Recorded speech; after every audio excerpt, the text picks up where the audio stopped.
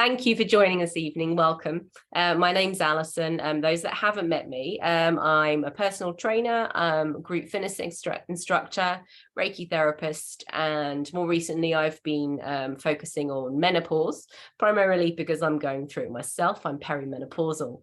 So I started doing webinars with people that I've used to help me through my menopause.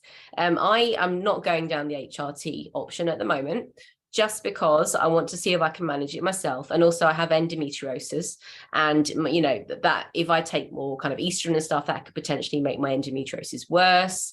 And I just kind of like to see whether I can balance things out naturally. So hence I've taken the natural route, which is why I've done all the webinars with lots of different people. So this is not my first one with Ehi, because we did one quite a while ago. In fact, I did my very first webinar, and as Ehi said, I forgot to record it. But it was just so much fun, and it was so useful that we decided we'd do it again. So I think last time we were talking about pelvic floor, I believe. Oh yes, we were. Yeah. And this time, since then, Ehi has qualified in aromatherapy. So I mean, I always used to see her for reflexology. She does the best facials ever, hands down. Thank you. I've been to top hotels, and her facials are way better. Oh, so I've seen her for those, but the reflexology has helped me with kind of things like anxiety and stress, and just keeping my immune system nice and balanced. And then when she said she was doing aromatherapy, I was like, oh, this is good. Because as you go through menopause, any help that you can get, everything adds up, doesn't it? It just takes one little thing to make a slight difference, and then you can do another little thing, which is why I asked her to come back on and do a webinar with me. Yay. So I have been sniffing aromatherapy oils to help with my cold already, then eucalyptus. More recently, I've been doing a neroli for kind of uplifting. A friend of mine sent it to me for Christmas, and you know what? It's been such a godsend. When I've had a bad day, a couple of dabs on my wrist, sniff it, the world is a better place. So that's kind of my link with aromatherapy. I find it, certain things help me. I use pillow mist when I go to sleep at night. And it's just the scent will kind of change my feelings or my moods, or, physically unblock my nose. So that's how I found it quite useful for me. So I'm not going to talk about me much more. Let's talk about you, Ehi. How did you get into this? What are your skills, and, why do you love it so much? Hi, I'm Ehi. I have a shop, Mother's Inc., and I specialize in pregnancy massage. I kind of, how would I say, stumbled into my passion and love, because the main thing that I focused on when I opened the shop was the childcare element. And that was the main thing I was doing. And then I had a conversation, and my accountant suggested, it's a good thing to kind of learn those skills as well. And I thought, well, yeah, this is very kind of beginning, probably over a decade ago now. And then so I just started learning massage and things like that, and that's when I just realized this is something that I absolutely love. I love the process of relaxation. I feel like now everybody's kind of like, go, go, go, go, go, go, go. And then when you ask someone, oh, how are you? Automatically, they just say, I'm fine. And sometimes they're not actually fine. So when we start with just breathing, and when we just kind of let go in that room, like just let go and have a moment, I find it so important. And I literally see the process of relaxation happen right before my eyes. Sometimes if it's someone's first visit, they might not know what to expect, and talk to kind of spill the kind of, oh gosh, I'm not too sure what to expect. And then I think we kind of start that dialogue, and then I can already see, oh, okay, they start to relax. And then once you kind of place your hands, I think it's the placing of the hands for me that's so important. You kind of, you start to see that process start there. And then from there, I knew that I always wanted to delve into aromatherapy, but it didn't happen straight away. And then I happened to qualify in reflexology before aromatherapy, which wasn't the way I thought it would go. I always thought I'll do aromatherapy first, but there was an opportunity and I just took it. And then, I started the journey of aromatherapy, and there's always something to learn, and just, it's a whole new world. It's a really, it's wonderful. I really do, love aromatherapy, and I love what I do. I love seeing people relax. And you do with Ahi, honestly, you really do. And in fact, when we were practicing the other day, Ahi was telling me how she makes all her own products now. So she does her own creams and candles, and nothing's shop bought now. You make it all, yeah? Yeah, I make like my kids, there's different essential oils I will use accordingly. I make one for myself, and then for my youngest I'll do like a chamomile and lavender calming blend. For my 12-year-old I'll do like kind of a bergamot and a different kind of blend. And then for my daughter I'll do a neroli blend for her. And I've just kind of just do different blends with shea butter, coconut oil, jojoba oil. It's just kind of delving into it and really enjoying it and seeing the benefits. And it's a whole new world.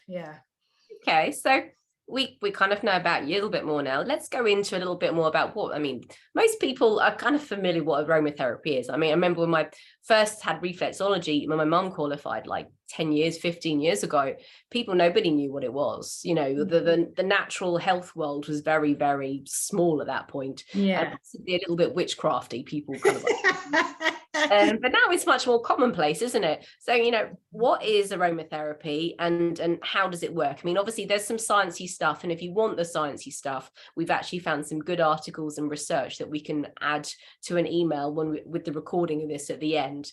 But give us in a nutshell, what is aromatherapy? How does it work? So aromatherapy is like the use of essential oils, and we get it from plants.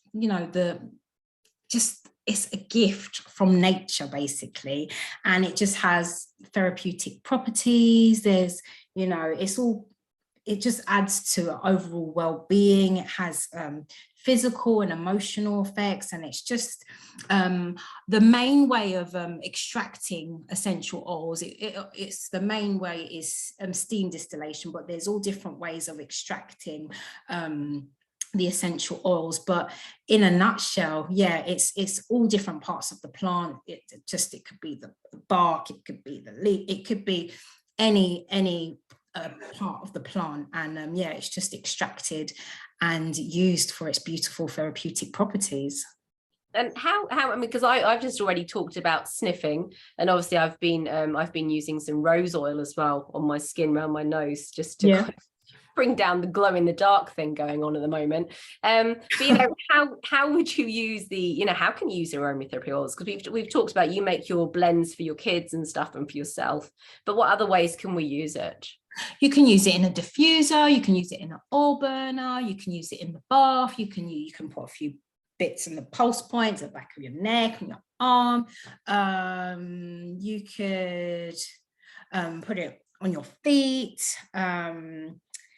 By a massage, of course, that should be one of the first. Massage. Bath, inhalation. Like I remember we were talking and I was saying you can, having that kind of head cold, just get some hot water, towel over your head, and just put a few drops of eucalyptus and just inhale. So there's a range of ways, and also there's the rollers, and you can put that creams. There's so many ways to that you can use the essential oils. So with the oils or whatever, let's take this into a deeper level now, and particularly link it into menopause. So when we go through menopause, one of the things I've definitely suffered from, I've been lucky in terms of that I've not had problems with sleep issues generally, but I have had anxiety. So I have found that aromatherapy has helped me. As I said, using the neroli has calmed me and also put me in a more positive mood. Kind of what ways do you can acupuncture, sorry, my brain is just a bit It's okay. because we were talking about acupuncture just before. we were. What ways can aromatherapy help us with menopause? What kind of symptoms can it help us with? Oh, it can help with a range of symptoms. It can help with like the sleep issues. It can help with your kind of the dryness. It can help with low libido. It can help with anxiety. It can help with the hot flashes. Kind of the range, and just picking the right essential oils and kind of making a blend, or just using one essential oil. There's so much that it can help with in terms of menopause. So, I mean, I've already, I use neroli for anxiety, but are there other oils that you could potentially use if you thought, oh, I don't like that, it smells, I don't like that smell at all? Yeah, there's definitely a range. I would say for anxiety, for relaxation, lavender's everybody's kind of go-to. Not everybody likes the smell of lavender, but lavender's a nice go-to for calming, and vetiver is also a really nice essential oil to help calm. It's a nice blend, vetiver and lavender. And yeah, for anxiety, I would say those two are really good. Funny, my other half always says that lavender makes me smell like a granny. Yeah, that's kind of another association of lavender. Yeah, but, I mean, it does really help. And actually, interestingly, we were looking, because those that have seen my webinars before know that I like to back stuff up with a bit of science as well. So I did have a look into some research into the effects of aromatherapy for menopause, and lavender and neroli both came up as being very good for calming. Had actually reduced hot flushes as well, I believe. And in various studies, it wasn't just one study in particular, there were several studies done, and all of them showed lavender was a definite big one. They'd made a difference, and they'd basically had a placebo group, which I think they'd used diluted milk. So I don't know whether people were sniffing diluted milk. Wow. But surely they would know that that's not lavender, or there was being, I couldn't. If you want to read the whole article, it's long. But anyway, they used a combination of the diluted milk as the kind of fake thing, and then they used the lavender oil, and they measured the difference. And yeah, the lavender oil and neroli both helped. Neroli also to do with libido as well. Yeah, I would the one for libido. I suggest to clients, I was saying before, I used to say ilang ilang, but when I went on my course, the what's the right word? Lecturer, tutor, she was like, drop the Y, and it's just lang lang. I was like, oh, okay. So that lang lang is really good for low libido, and neroli as well. Yeah, I have trouble with that one, and jojoba as well, or jojoba. I always I'm like, how do you say this? And I prepare myself, and then I'm just like, oh, do you know what? You know what I mean. So we've got lavender and neroli, which is good for anxiety and sleep issues, and potentially stress reduction. I mean, for me as well, and I know various other people have suffered from kind of drier skin as well, and irritated skin. I mean, what kind of oils would you suggest for that? I'll suggest geranium. Geranium's good for dry skin. I like geranium for dry skin. I use it in my blends as well for myself and my daughter. I've put geranium in. My go-to, I would say, is geranium for dry skin. And would you, I mean, is it better to just mix it with a base oil, or would you better to put it in a cream? What do you find is better? Because I make creams, I would suggest, I'll put it in a cream. In regards to if you're going to use it on your skin, I wouldn't suggest, just pouring essential oils. I'll definitely recommend an oil base, or like a cream, and just applying it that way.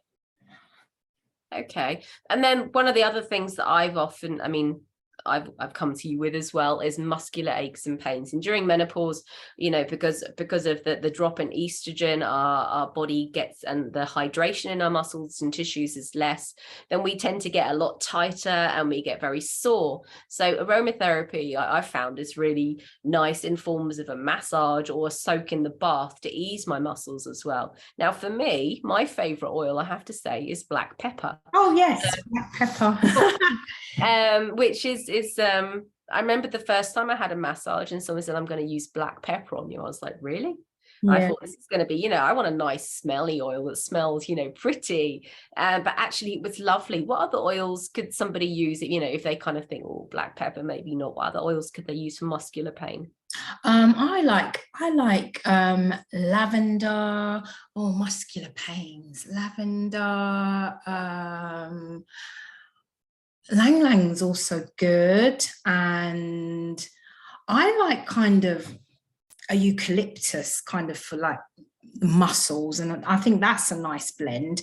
But we were also, I was also kind of in regards to menopause, there's, how do I say, for example, there's essential oils that you can say that are kind of hot oils, there's neutral oils, and then there's cooling oils. So not necessarily to the ones to kind of avoid will be like, say for example, ginger.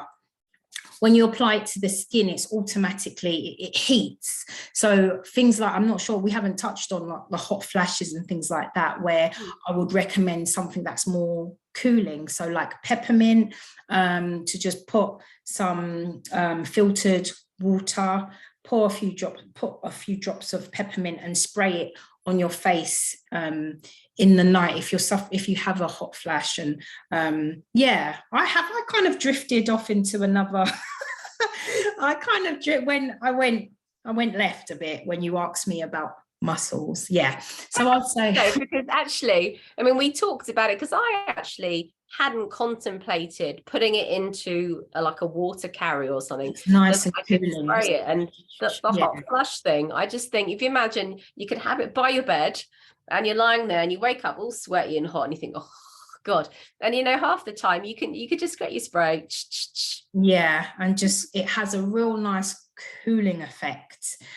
So yeah, that's definitely a good one to have kind of and I hadn't even contemplated the fact that oils could be, because you have foods, like when you do food, they say some foods in Chinese medicine, some foods are heating, some are cooling, some are damp, all this kind of stuff. And I'd not even considered that with oils as well. So I mean, that's quite fascinating to think about what oils you're using. Yeah.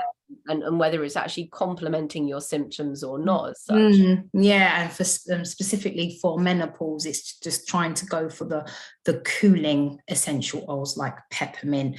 You know, if you have them, that kind of cooling effect, like say for example, like mouthwash, it's that kind, you know, that's the association of.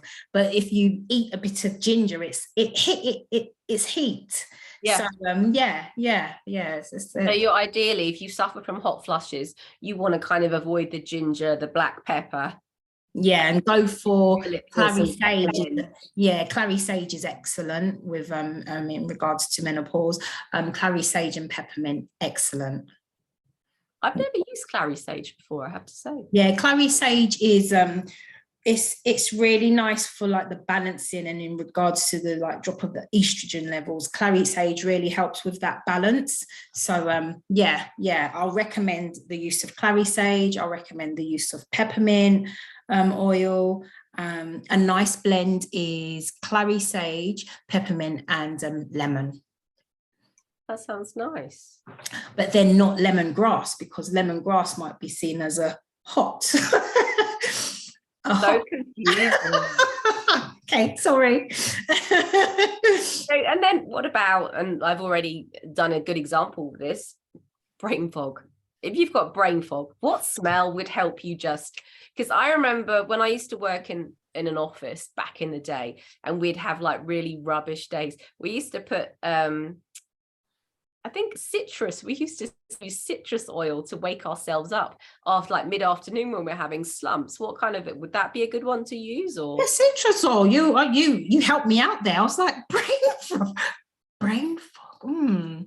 Yeah, citrus oils. There again, the association with, like sometimes when you ask those questions, I kind of like think of like massage and kind of invigorating kind of massages. I'll then go for those type of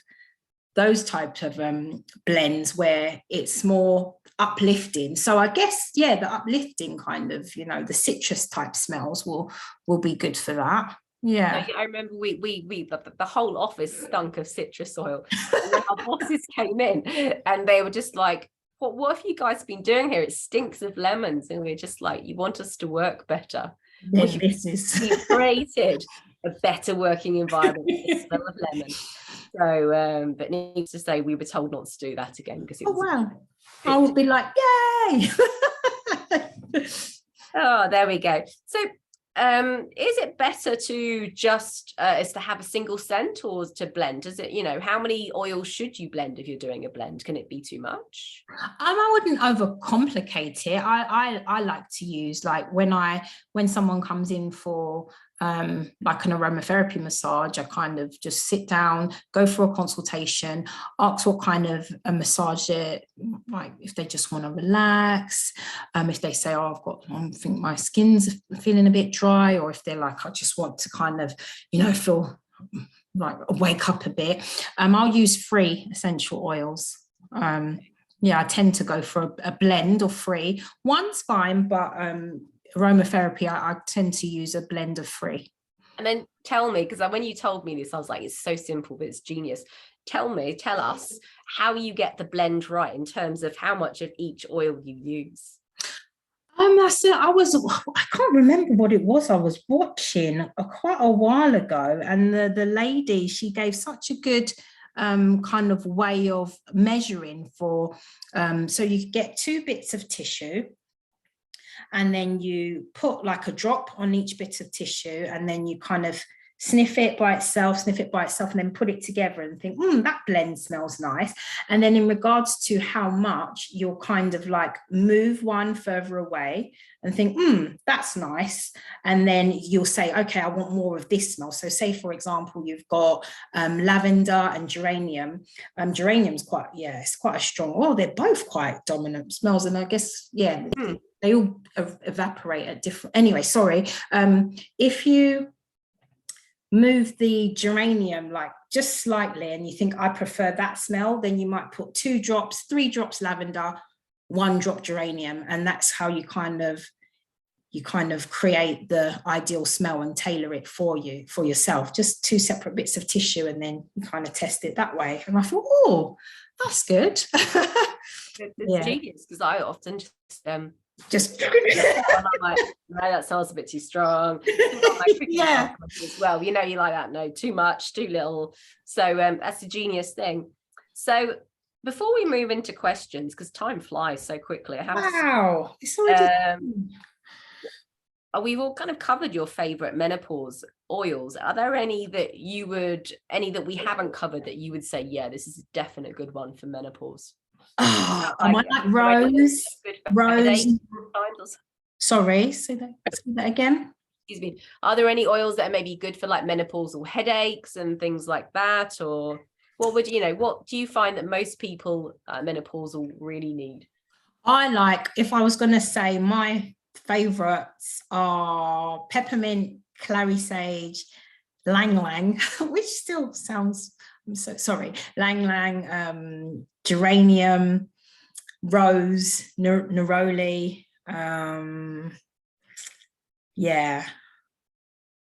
vetiver is good as well. I haven't used it as much, if I'm being honest, but those are my kind of go-tos for menopause. Oh, brilliant. Thank you very much. And what would be your top tip, if anything? If there was one thing that you would say to help people through the menopause with aromatherapy, what would you say? I say it's mindset is really important. And instead of looking at it as a negative thing. Try and embrace the next chapter. And I do also feel like breath work is really important. So just kind of when you're doing, you know, aromatherapy and things like that, just try your best to just every day, a few minutes, just breathing. It creates just a sense of calm, relaxation. I just think mindset is very, very important. And, you know, just try and help yourself in the situation where, you know, try and move the body, flow, you know, checking your diet, making sure, you know, you're eating the right stuff. So I know everybody has, you know, I can be a snacker at times. I'm not, you know, but I'm just try and help yourself as much as you can during the process, to just try and then embrace it. There was one therapist and she was going through menopause and she was just so happy, and her movements, and she was just like, I'm just really embracing this stage. And I just looked at her and I thought, wow, that's really nice to see. So it's just, I guess, a mindset thing. And yeah, I think just doing breath work and breathing, and just every day, just have a moment. It could just be 2 minutes where you just sit down and take some deep breaths. Yeah. Perfect. Well, actually, because I've been doing yoga for menopause locally, and it comes to, like, we have 4 weeks, it's 4 blocks, and one of the weeks, the first week I teach them is how to breathe properly. And then I say, right, take these skills, go and use them next week. When you come back to me next week, tell me how you feel. And I came back, and sometimes I say, have you done it? And they go, no, if we didn't have time, whatever. But the whole group went, we all did the breathing, you know. Did you? Yeah, I did it. And I said, and how did you feel? And they said, well, we're still doing it. And one lady said, I'm sleeping better. Oh, imagine if you were doing that with oils as well. Yeah. You had your like scent around you, like a nice aromatherapy candle with lavender or whatever. So and nice. then you just do your nostril breathing that in. Imagine if you, just the power of the breath can do that, but if you that scent as well, it can be incredible. So yeah, breath is perfect. So let's go to questions, in which case if you pop them in the chat, and then we'll answer the questions. So if you have any questions about aromatherapy or menopause in particular, doesn't have to be specially, stick it in the chat right now. Excuse me. You've done well. You've done well. I know, 3 coughs, I think, or 4. Yeah. I was like seeing how few coughs I could get. But, there we go. No questions about aromatherapy at all. Doesn't have to be menopausal either. Oh, there we go. Can you buy any oils? Let me see if I can see that.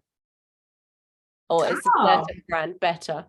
Good question. I think when you go for oils, there's such a high range, and I think you have to try and just go. Well, the best thing to do is go for pure, organic. Look for words like pure, organic, and then avoid fragranced, avoid perfumed. You want to go for the pure essential oils. There's lots of lovely, there's Neal's Yard, and there's Naturally Thinking. They're based in Croydon, and they do a great range of essential oils. That's what we got this pack for training with these oils, and I really do like it. But there's quite a loads of great essential oils out there. Yeah. And I'm actually I'm a Neal's Yard reseller. Not that I actually advertise it, I always forget. I just end up buying stuff for myself, to be honest. If you need some help with oils, then contact me and I can get those ordered for you, or I can give you a link to my site where you can find the oils anyway. I use the Neal's Yard ones and I do really like them, and they're very pure. They, you know, they grow them all, they're organic on the farm, so they're good. How often would you use aromatherapy? Just when you have specific symptoms, daily, or a constant aroma in the home? That's a very good question, actually. I think it's an excellent question. With me, it's just because I use the creams, I guess it's a daily thing for me. So yeah, I wouldn't wait for symptoms. It's using it and really enjoying the therapeutic, you know, properties of it. Yeah, you don't need to wait for anything. Just start incorporating a few drops here, or inhalation, or, you know, behind the neck, the points on your wrist, and just having that, you know, that scent. It really does. Essential oils are powerful. Yeah. And actually, I would add to that as well. If you have pets and you've got one of those diffusers, just be mindful of you using certain oils in there, because certain oils are actually quite toxic to pets. And I know people that have had those diffusers, been chucking in the oils going, oh, it smells lovely. And then the pet has started to develop, you know, symptoms because of the oils. So double check as well if you do have pets. Just make, make sure that, you know, that the oils that you're putting into the air, because obviously animals, because they're smaller as well, they breathe quicker, so that they will actually breathe more of that into their bodies than you would. So potentially it has a more harmful effect. So just be mindful of that. That's an excellent point, because I work with a lot of pregnant women, and with reflexology, a lot of them come in at maybe 41 weeks, and they want induction reflexology, and I do a blend. And before that stage, before 37 weeks, I wouldn't go near that blend. I wouldn't use the clary sage, and I wouldn't use the rosemary. But from 37 weeks, I'll incorporate it into the reflexology and press those points. Yeah. Okay, we have another question. Is it better to smell it in the air or put it on your skin? Think any of the diffuser. I love diffuser, but with I guess it depends on what oil. Like I don't think I'll just, because I guess it's because I use the creams. I don't, but before this talk I was feeling a bit, oh, I'm nervous, so I did put like just a bit of lavender, and it's really calming. I think if you want to put it on just directly on the skin, there are some essential oils that are like fine for that. But then we were talking about the roller, what's the right name? The rollerball ones. Rollerball. There's some really nice blends where if you're feeling a bit, oh gosh, I'm, you know, feeling a bit anxious or worried about anything, I do recommend a lovely rollerball, and it, you know, just to put it on your neck, or just put it, and there's points on the chest that really help during the menopause as well, and points on your wrists. So yeah, some on the points there, that's good on the skin. Yeah, Neil's Yard actually do a women's balance one. They do. Designed for menopause, and I actually have a load. So if you want one, shout and I can get one out to you. But like sometimes I'm literally like just like housing myself in that as well. Paula's just, and actually whilst we talk about putting oils on the skin as well, I think it's important to mention that some oils can burn your skin a bit as well. You have to respect the oils. Yeah. Definitely. So you need to mix them in a carrier oil as well sometimes, because I know that, like, I've used oregano oil before, and that's quite strong.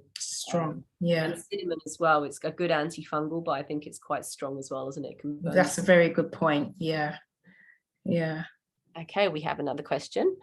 Are scented candles the same as good as aromatherapy? Well, that's a great question, because it depends whether it's got aromatherapy in, I suppose. Yeah, I'd always go for the aromatherapy candles. Again, just like the kind of picking what essential oils, I'll go for things that say pure, and not go for candles that say scented, or so I'll go for the aromatherapy candles 100%. And also just to,